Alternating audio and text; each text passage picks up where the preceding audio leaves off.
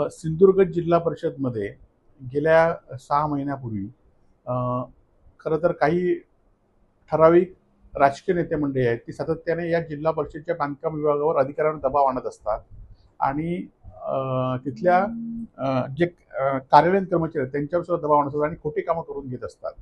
आपल्याला माहिती असेल की काही दिवसापूर्वी काही वर्षापूर्वी टेंडर फॉर्म कोणाला द्यायचा नाही या संदर्भात बॉडीगार्ड बसवले होते.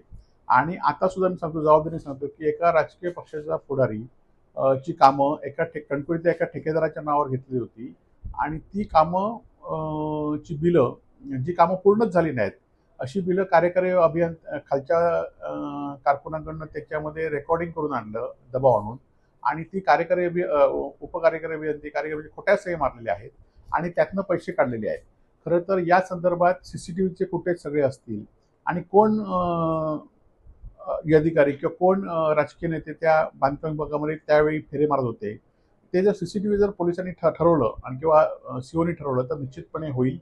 परंतु मला खात्री आहे की सीओ सुद्धा या प्रकरणात असतील आणि त्यामुळे हे कारवाई करू शकत नाही. त्यामुळे सीओनी जर कारवाई नाही केली तर शिवसेना आमच्या मदतीने खरं तर आज विरोधकांनी एखादं आंदोलन केलं त्या आंदोलनाला वेगळं नाव देण्याचं काम सत्ताधारी करतायत. परंतु आम्ही शांततेच्या मार्गाने हे आंदोलन करू आणि जिल्हा परिषदेचे पैसे वाचवण्याचा आम्ही पूर्ण प्रयत्न करू.